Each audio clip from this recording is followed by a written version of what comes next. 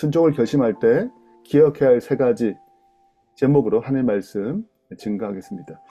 우리가 이제 8장부터 13장까지 복습하자면 8장부터 13장까지 신앙의 재건, 영적인 각성을 통한 신앙의 재건이 8장 13장까지 내용이고, 8장 9장을 통해서 이스라엘 백성은 말씀과 회개를 통한 영적 각성을 경험합니다. 그리고 결심해요. 내가 하나님의 말씀에 순종하기로, 그 순종하기로 한 그 서약하는 과정과 무엇을 순종할 것인지에 대한 구체적인 내용이 오늘 10장의 내용이에요. 그러니까 그들은, 이스라엘 백성이 단순히 감정적인 경험, 너무 좋아, 내가 결심해야지, 그 감정적인 경험으로 끝난 게 아니라 순종하기로 언약을 맺고 구체적인 삶의 변화를 약속하는 내용이 느헤미야 10장이에요. 그런 면에서 굉장히 10장은 중요하다. 10장은 크게 두 파트로 나눠지는데, 첫 번째 파트가 언약을 인친 자들과 백성의 맹세예요. 1절부터 29절까지인데, 대표자들 84명이 서약을 합니다. 인을 치는 거예요. 제사장 23명, 레위인들 17명, 백성의 대표들 44명, 그리고 백성들이 이 전체, 인치지 않았지만 이 백성 전체가 말씀에 따라 맹세하기로 화답합니다. 인봉한 자는 해서 29절까지 27절 쭉 기록되어 있고, 다 그들이 형제 귀족들 따라 저주로 맹세하기를, 우리가 하나님의 종 모세를 통하여 주신 하나님의 율법을 따라 우리의 주 여호와 모든 계명과 규례와 율례를 지켜 행하겠다라고 맹세를 해요. 자, 그래서 우리의 첫 번째 기억할 것이 무엇인가 맹세, 순종하기로 맹세한 거잖아요. 그 순종의 결단의 근본적인 동기가 뭐냐, 이게 되게 중요해요. 그러니까 이렇게 순종하기는 한 번 온 것이 아니고, 우리가 살펴본 것처럼 8장 9장 살펴본 것처럼 첫 번째 8장 9장을 통해 죄에 대한 깊은 인식, 끊임없이 배반했던 이스라엘 역사를 깨닫게 됐어요.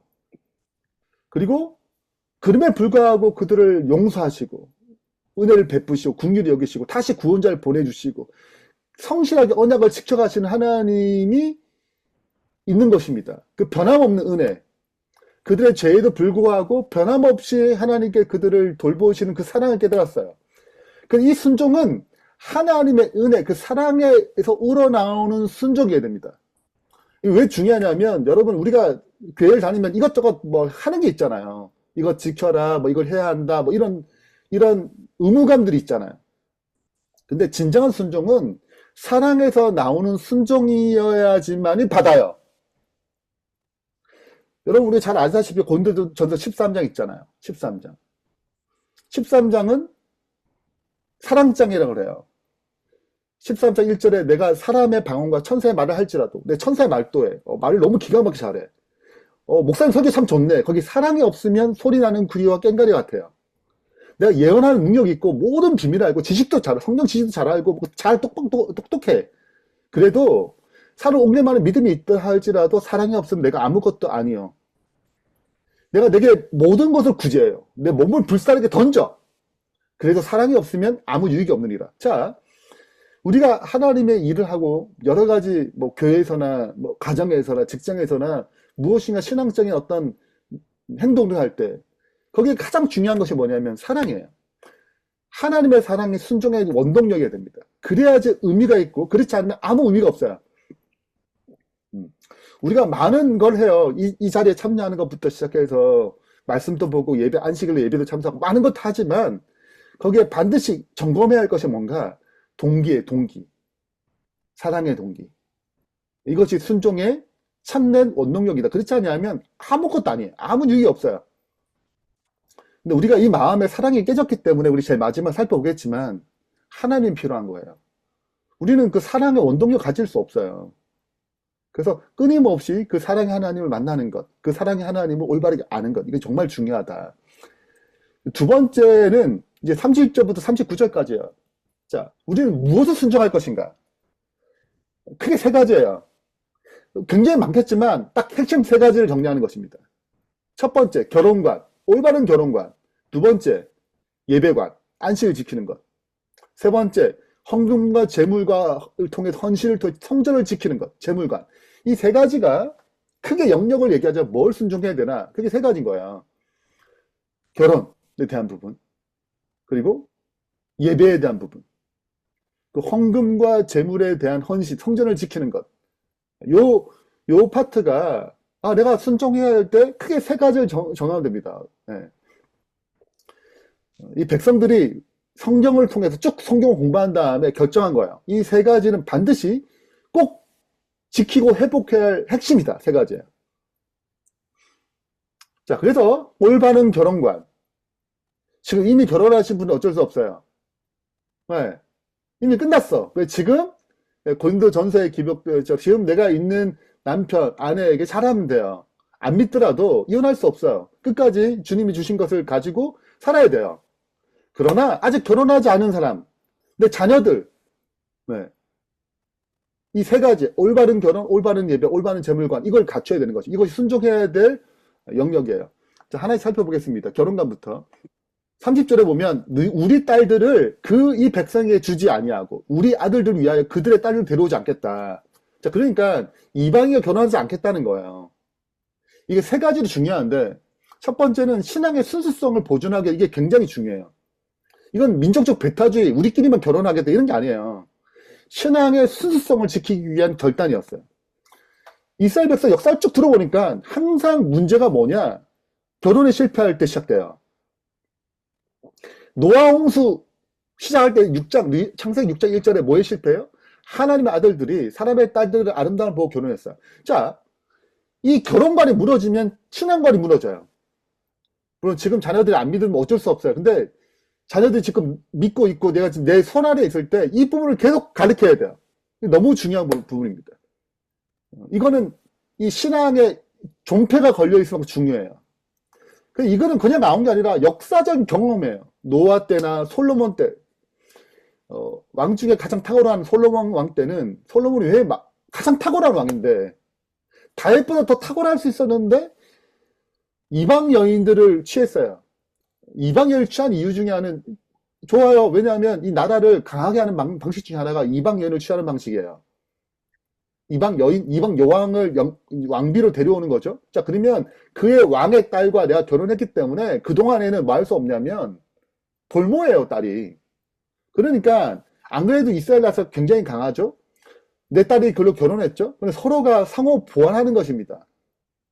그 솔로몬이 자기 지혜로, 하나님 하지 말라 할 것, 자기 지혜로, 자기 방법으로 이 나라를 좀 안전하게 만들고자 한 거예요. 그러나 그것은 가장 큰 실패를 가져왔습니다. 그 누구도 하지 않았던 우상숭배물을 활짝 열어놨어요. 그때 다 배웠어요. 우상숭배의 모든 걸 다 배운 것이 솔로몬 때입니다. 그때부터 끊어지지 않아요. 우상숭배 끊을 수가 없어요. 그래서 성경의 이 역사적 교훈을 통해서 안 믿는 자와 결혼하는 것이 신앙을 순수적으로 보존하는 것보다 깨트리는 거구나. 물론 지금 이제 안 믿는 분들과 지금 살아계신 분은 선교적 사명을 가져야 돼. 내가 저 사람을 결혼해야겠다. 저 사람을 구원해야겠다. 이런 마음이지만 결혼에 시작하는 믿는 자들과 결혼하는 것이 중요하다. 그래서 이 거룩함의 원칙을 가지고 이 세상에서 복음을 증가하고 거룩한 아름다운 유산을 가지고 신앙의 가치를 잘 전달해야 한다. 이것이 첫 번째예요. 결혼관 굉장히 중요합니다. 두 번째는 예배, 안식일, 올바른 하나님 관계. 혹시 이 땅 백성이 안식일에 물품이나 온갖 곡물을 가져다가 팔려고 할지라도 우리가 안식일이나 성일에 그들 사지 아니하고. 자, 안식일에 매매를 하지 않는 거예요. 이유가 뭐냐? 여러분, 매매는 먹고 사는 문제잖아요. 매매는 오늘 안식일에 일 안 하면 오늘 어떻게 살지? 안식일을 하루 더 공부해야 되는데 하루 공부 안 하게 되면 학생 같은 경우에는 내가 성적이 떨어지지 않을까? 이것이 우리가 이 세상에 살아갈 때 나타난 부담감이에요. 내가 그날 쉼으로 일을 하지 아니함으로 찾아오는 부담감. 물론 지금 5일째이기 때문에 다르지만 6일째, 1년만 쉴 때는 안식일 지키기 굉장히 어려웠어요. 근데 사고가 분명합니다. 안식을 왜 지키는가? 첫 번째 하나님을 고백하는 거예요. 내가 열심히 노력해서 돈을 버는 것이 아니라 실은 여러분 우리의 생명이 내가 노력해야 되겠지만 노력하는 건 분명해요. 그러나 생명이 언제 흩어갈지 어떻게 할지 아무도 몰라요. 오늘 쌓아놓은 재물이 내일 어떻게 될지 어떻게 알아요? 몰라요, 여러분. 오늘 어떤 문제가 생길지 어떻게 알겠어요? 그러니까 내가 돈을 열심히 번다고 그 재물이 쌓이는 것이 아닌 것입니다. 열심히 해야 돼요. 6일 동안 열심히 해야 되지. 근데 이 모든 것들이 누가 책임지시는 거예요? 하나님이 이 모든 것들을 책임지시는 분이야. 네.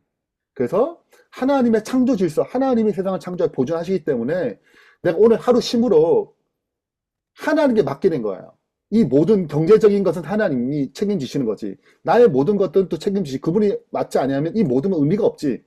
그래서 힘이 오는 거야. 그걸 못 맡기면 내가 오늘 돈 벌어야 되는데, 내가 뭐 오늘 공부를 해야 되는데 계속 스트레스입니다. 그러니까 안식일은 힘을 올려. 안식, 힘이거든요. 힘을 얻으려면 반드시 하나님께 주고 하나님께 맡겨야 돼요. 그러면 회복이 일어나거든요. 여러분, 우리 이 세상 살 때 이 세상이 거칠잖아요.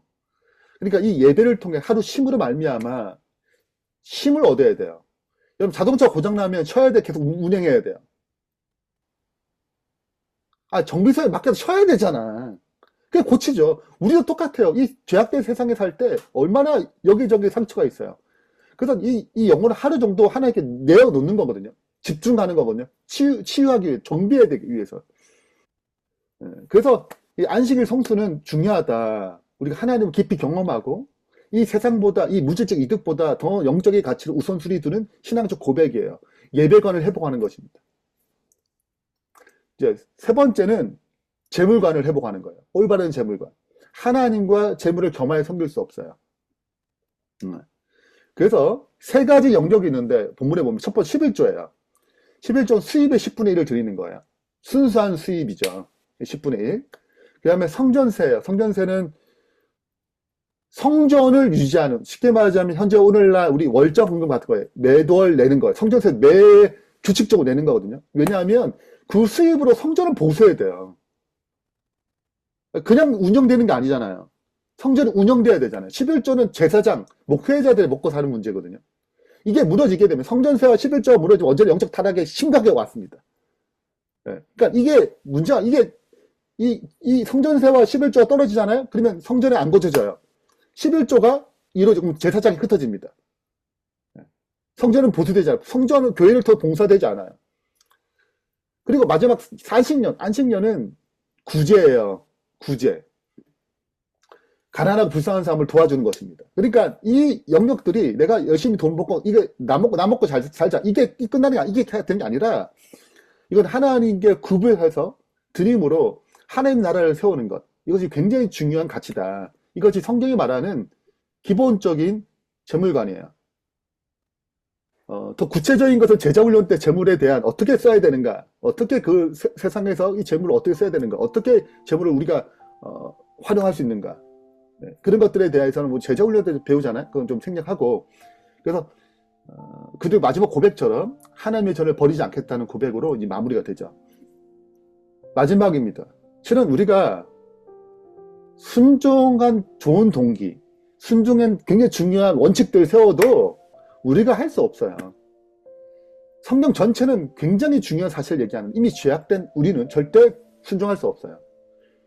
순종한 마음이 들어와도 지속할 수가 없어요. 그러니 지속적으로 주님의 힘으로, 주님의 능력으로, 주님의 자원으로 일하는 법을 반드시 배워야 됩니다.